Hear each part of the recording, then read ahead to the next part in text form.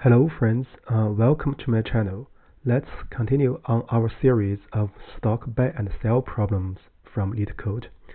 So in the previous videos, we have solved problem 188, 121, 122, 123. So now let's have a look at problem 309. So in this video, we're going to first make a connection of this problem with problem 188, and then we recall the analysis of problem 188, and then we adapt to solve this problem. So first, let's look at this series of problems. So this series of problems are actually characterized by two things. First is the allowed number of transactions key, and an additional constraint or some constraints. For example, in problem 188, there's no constraint, but the key is general. And in problem 121, key equals 1. And in problem 122, key can be regarded as positive infinity. And in the problem 123, key is 2. And in this problem here, actually, key can be regarded as positive infinity. In other words, we can complete as many transactions as we like or as allowed. So also here there is a constraint. So the constraint is that if we want to buy a stock, we need to wait for 1 day. So as here. So after we sell our stock, we cannot buy stock on the next day. So in other words, there's a cooldown of 1 day. So this is the connection of this problem with problem 188. So as we mentioned before, once we solved Leetcode problem 188, so we can readily solve all the other problems in the above list very easily. So here, actually, we could essentially reuse the code for Leetcode 188, but we need to make some modifications to take care of the cooldown 1 day constraint. So first, I'll recall the analysis of Leetcode 188 to refresh, and then we quickly share two formats of DP solutions for this problem, following the general line of idea. First, let's review or recall the analysis for Leetcode 188. Let's for now first discard the cooldown by 1 day constraint. So for this series of problems, our general method is dynamic programming. So in other words, if we interpret as in mathematics, so we're trying to find recursion relations. So step 1, or the step preparation, is to notice the possible actions we can take at each day. Again, let me emphasize, for the current analysis, let's first ignore the cooldown constraint in this specific problem, right? So at each day, we could choose to buy, sell, or do nothing. In other words, we rest. So at a specific day, if we have stock, so we could consider sell or rest. If we do not have stock, we could consider buy or rest. Or rest means do nothing. So for convenience of writing DP table, so we are going to use one indexing for the prices or days. For example, by S day, we mean that the correspondence is to index I-1 in the prices. So with this convention, so a day is start from the first day, right? So this is some convention in step 1. And next is the DP interpretation and initialization. So this step actually can be very important or crucial for using DP. So different DP interpretations may lead to different recursion relations. And also, for some problems, the initialization is not that trivial. So here, we're going to use a three-dimensional DP for general questions, right? So if we have a length n array of stocks, and we are allowed to make transactions bounded by a capital K, that's the allowed number of transactions. And then at the end of the day, we can have stock indicated by 0, or we may not have stock indicated by 0, or we can have stock indicated by 1. Let me refresh, phrase. 0 means no stock at the end of the day. 1 means have stock. So TIK0 is interpreted as the max profit at the end of the S day, with at most key transactions with no stock at hand after taking possible actions. So TIK1 means max profit at the end of S day, with at most key transactions with stock at hand after taking possible actions. Then we are going to do the initialization. First, we can consider no stock case. In other words, we are starting from D0, right? So for any key, in this case, we set T0 key 0 to be 0. So in this case, this is normal state because we have no stock and we result no stock, so we have 0. And the T0 key 1 is negative infinity. So because we do not have stock, but we result with stock in the same day. So we can understand that as there are no stock, but 1 indicates we have stock. So here we can regard we had bought a very expensive stock from nothing. Here nothing means no stock. So this is the first part of initialization. Another part is no transaction for any given I. So TI00 is 0. So this state is normal state because we do not have transaction. So we do not expect we have stock. So 0 is okay. And TI01 is negative infinity because we do not have transaction, but we result with stock. So we can understand this negative infinity as the following. So as there are no transactions, but 1 indicates we have stock. So here we could regard we had bought a very expensive stock from nothing. Here nothing means no transaction. So this finishes the initialization. So step 3 is the DP update rule or recursion relations at the I. So the I state here, I is start from 1 and ending at n. So to distinguish with starting with 0 and ending at n-1. So here we update TIK0 first. So here it means that the maximum profit at the end of I state without holding a stock. So here there are two possibilities. First is that at the end of the I-1 day, so we do not have stock. So in the I state, we could choose to do nothing. This is the first item. The second item is that at the end of the I-1 day, we hold stock, and we can choose to sell at the I. So if we sell stock, we gain something, that is plus price is I-1. And in the pre-state, because in this case we do not trigger new transactions, so here the allowed number of transactions is still key. So this is equation star. And the update for TIK1 is similar, but there is subtle detail. First, at the end of day I-1, we could have stock. So in this case, we can choose to rest at day I. So this is the first term. And also, if at the end of day I-1, we do not have stock, that is TI-1, and here is 0. So we can choose to buy a stock. If we buy a stock, we pay some price. That's why we have negative prices I-1.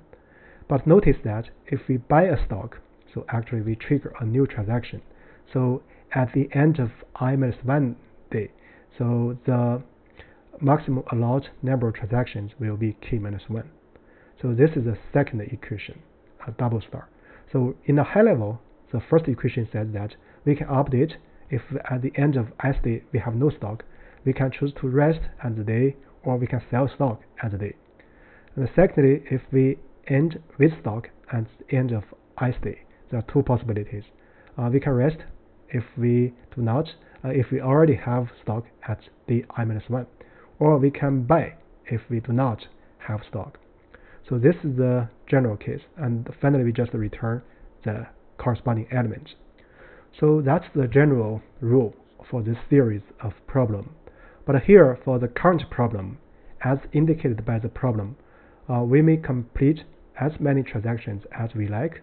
So in this case, k actually is infinity, positive infinity. So if we replace in the two equations k by infinity, so in this case k and k minus 1 are the same.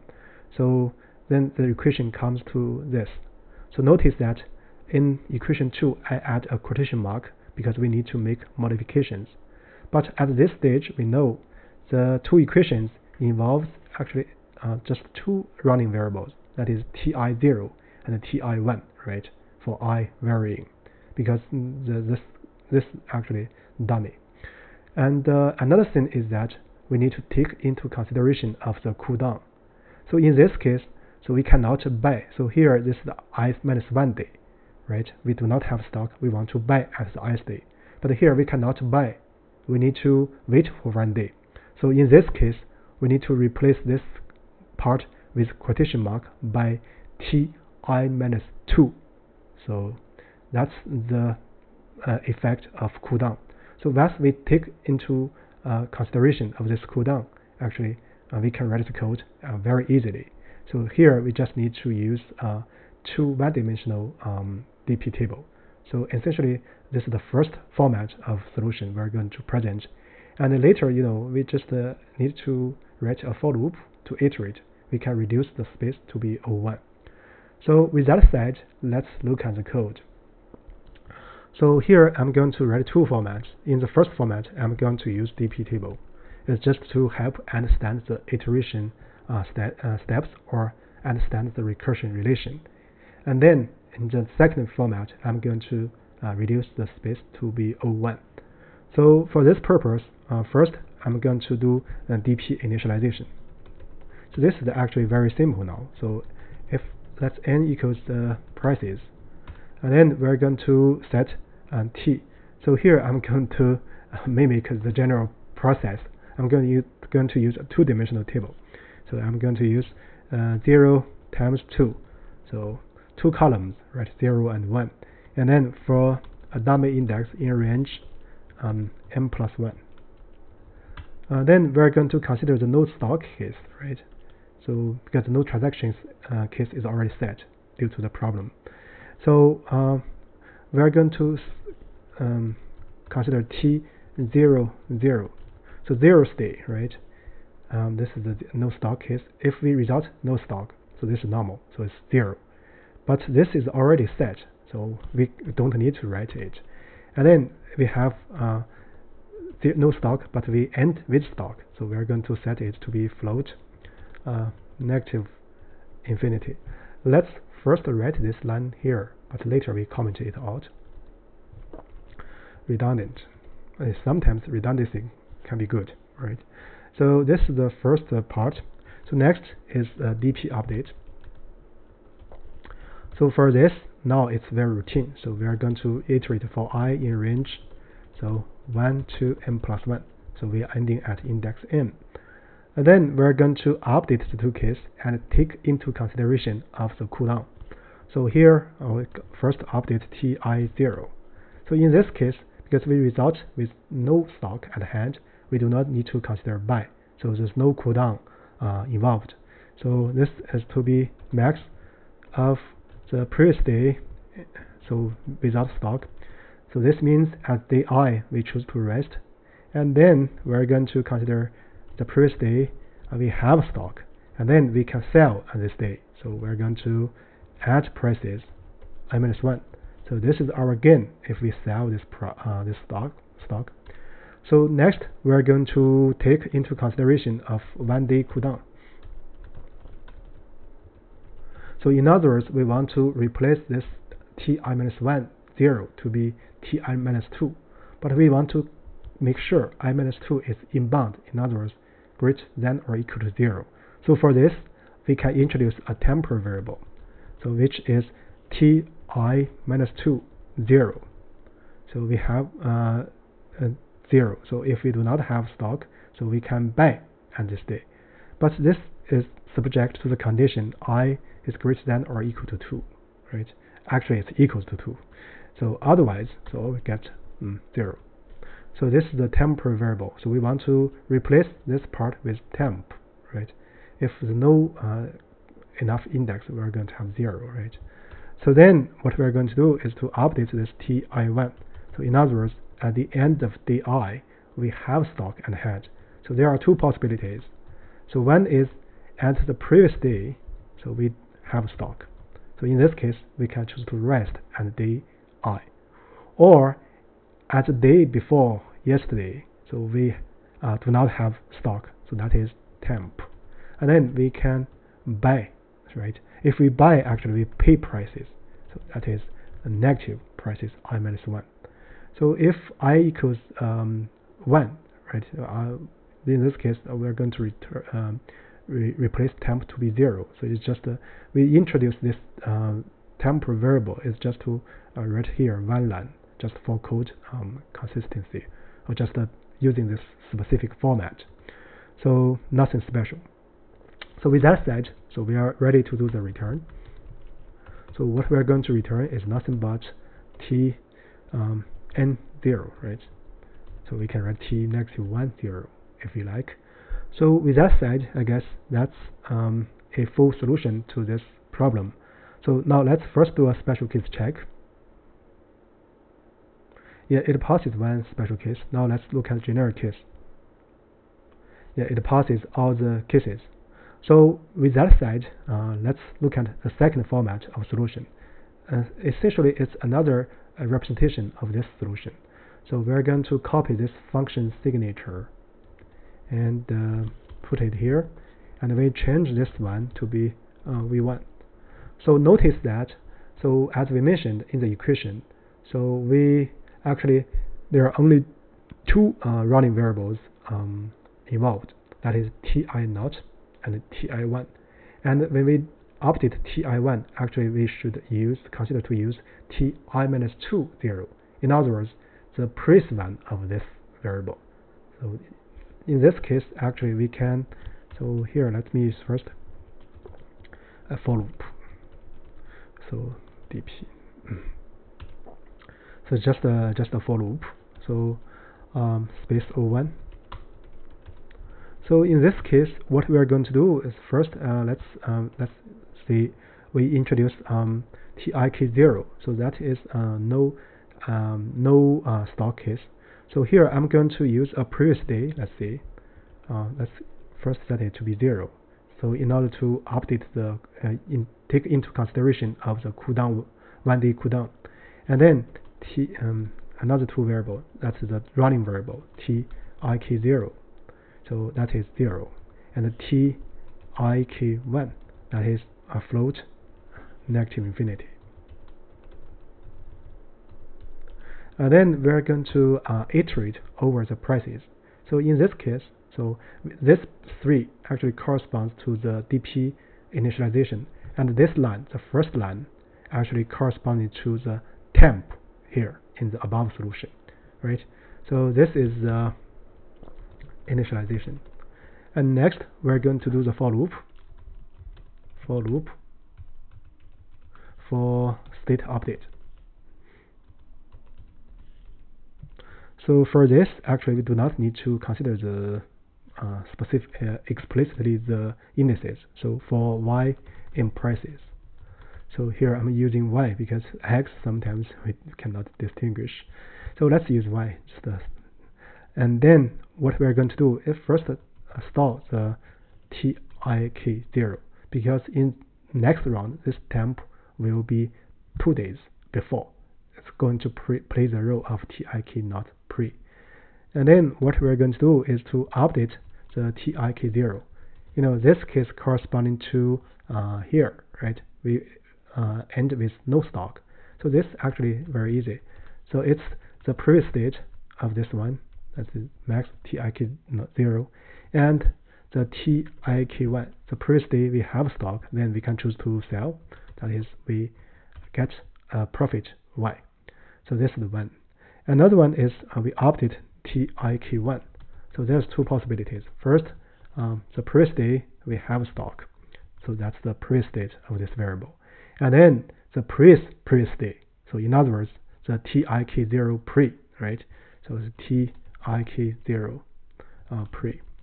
So this actually takes into consideration of 1-day cooldown. So this line of code corresponds to this line of code above. So now we are going to update the previous state. In other words, we want to update this variable. So if we look at the next round, so the tik0 pre will correspond to the temp variable. In other words, the current tik0.